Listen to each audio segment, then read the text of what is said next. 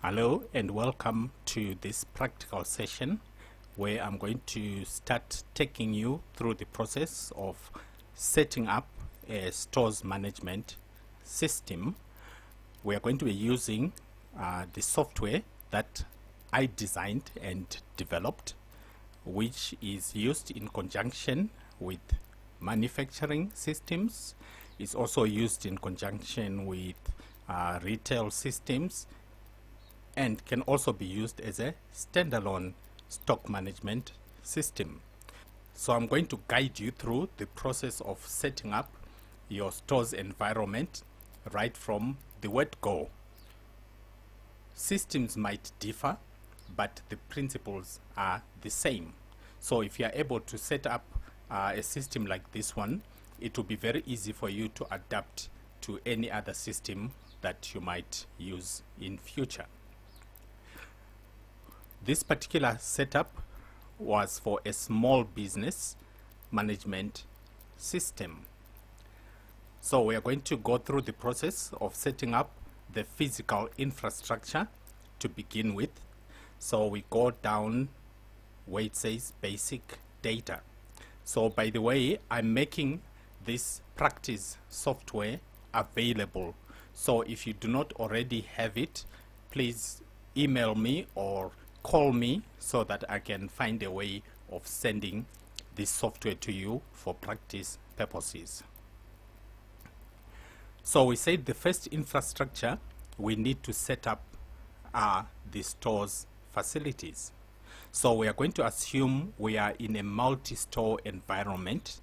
So let's go into the store maintenance menu and check where it says amend store details if we have got any stores there.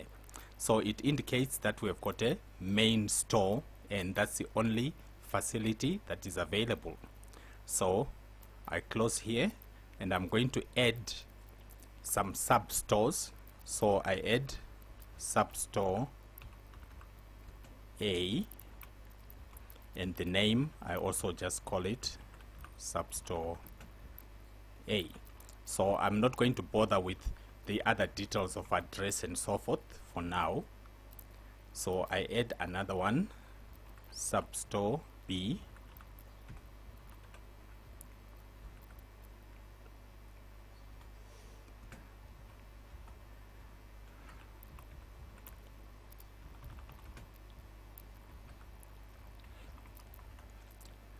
So now I have 3 store facilities, meaning I can order my stock and transfer them between these 3 stores. From the stores facility, we can also set up our suppliers as well. So I could enter a new supplier, but let me come here where it says update. So the basic information of a supplier is just their supplier code, their name, then the category. So you are able to categorize whether a supplier is a general supplier or is a supplier for computers, consumables, tires, vehicles, etc. And then their contact details and contact persons. So I have 2, 4, 6, 7 suppliers on file. If you need to add another supplier, you just come to this last line which is blank and you start typing. The moment you start typing, it adds another blank line at the bottom.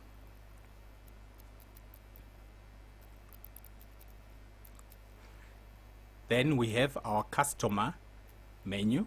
So this is for setting up details about our customers, the ones that buy from us regularly, so that you don't have to be entering their information over and over again.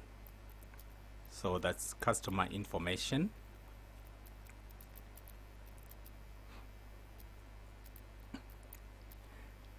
The next one is staff details menu.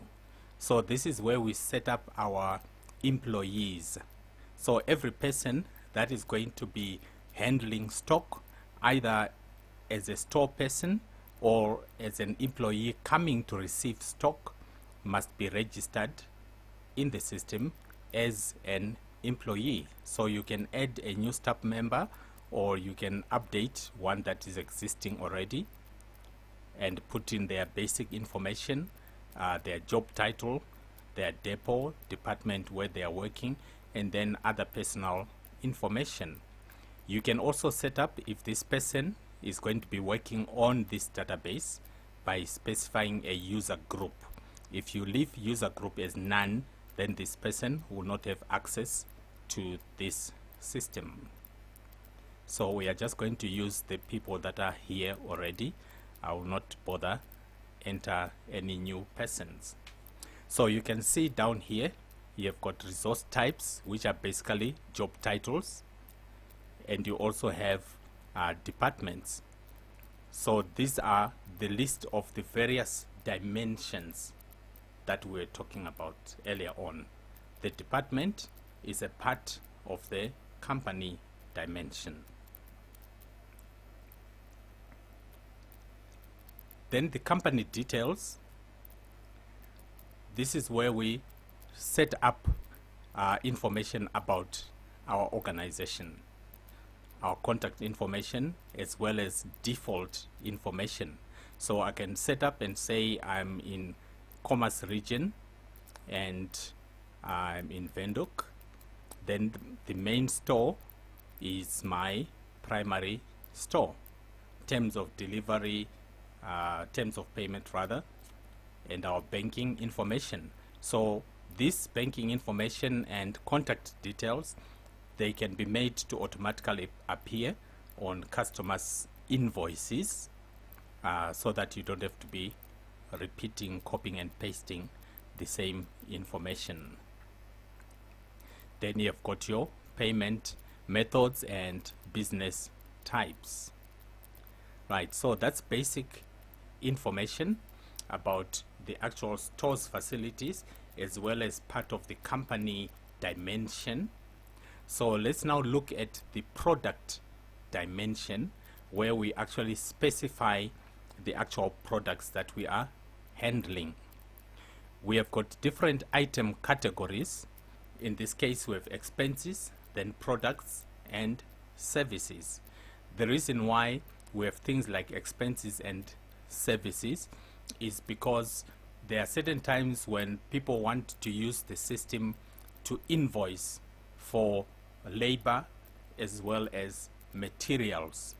So we keep an item which is expenses, we keep an item which is under services. So under those services, you can actually create different stock codes. Say for example, for servicing a vehicle or for repairing a computer. So when we now start entering invoices, you simply pick the name of that service category and you add it in addition to the actual stock items. So the actual stock items, the physical ones, would now fall under the products category. Then you've got product groups. So product groups are the way that we now classify our products according to the major groups which we are handling. Let's take a simple office setup and say we have got toners as a product group, and this is under the category of products. Like we said, everything physical that we handle is under the category of products. So we've got toners, then let's put stationery also under products, and then let's put furniture under products,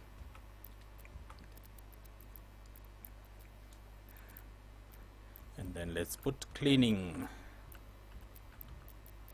materials, cleaning materials also under products. So I'm just creating the different product groups, although we will not be able to demonstrate for all of them, otherwise there'll be a lot of work to do. I'm going to close here.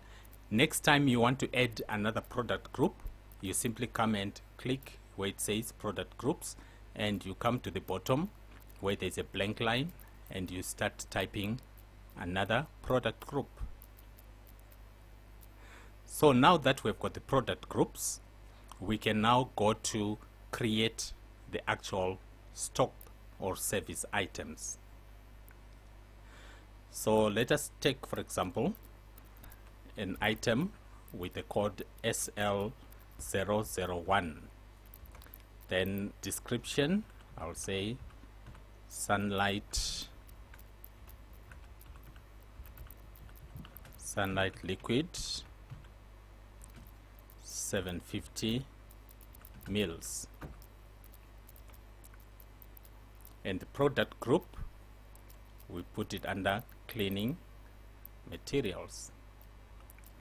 So for now we'll leave out brand, supplier, make, etc, because these ones are there specifically for vehicle spares. So I'll put the purchase price to say we buy it for $15. If we are to sell it, we sell it for $25. And this confirm item, we change it to yes to indicate that we have entered all our information correctly. If you leave it as no, every time you come back to the screen, this line will always be there, but as long as it is here, you can't use the item for any transactions. You need to confirm its details with a yes here in order for it to be moved to the next stage where you can actually do transactions with it. So I'm going to put SL02, which is also sunlight liquid cleaning, but this time I need to add that is a 1 liter, and buying price $25, selling price $35. Okay, let's see which other product groups we put. With stationery, let us put there P001, and I'm going to call this a writing pad 50 page, and then product group is stationery. Purchase price, we make it $11, and selling price, we make it $16. And then we make another P002, which is also a writing pad, but this time 100 pages.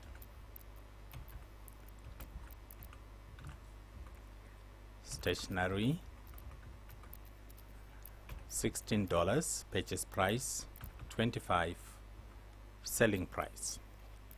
So you can see that it is quite a lot of work to enter the product codes into a stock system. And here I've even simplified, because I've defaulted most of the information like units of measure, like component type, etc. So in a manufacturing environment, you would have to enter quite a lot of those parameters, but for now I just made it a very simple setup that makes it easy for a person to start operating without having to put in too much information. So we are going to work with these two product groups, the cleaning materials and the stationery, because whatever works with the two can also work with 100 different product groups. So after this module, we are going to be discussing stock transactions. meaning after those modules with the stock transactions, we will now come back onto this system, and then we start posting stock transactions as well. But probably before we go away, let me just go and show you how the system already created a relationship between this particular item we created and the store's facilities that we have.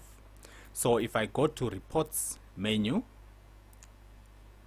and then I go to stock enquiry reports, you can select a store, main store, substore A or substore B. Then we can ask for item balances at the selected store. So if I say print item balances at selected store, it already has a report of the various items that I've created. That at main store, this is my part numbers as well as the balances for the items. So far I've not yet updated the cost specific to the stores, so that is why it's still showing a standard cost of 0. It will start updating this standard cost once we bring in stock. So once we have got one item at $10, then it shows you we bought items at $10. We bring in another 10 items at a different price, it recalculates the average price based on the quantity that was already there. But for now, it has already set up for every one of these stores the records for each item. So meaning that when we start our transactions, you will now start seeing the difference between the balances at the various stores. And then we are also going to be looking at stock transaction history after we've posted our transactions, as well as movement analysis and a lot more reports. But for now, we need to go back and discuss the issue of stock transactions. So I'll see you in the next module.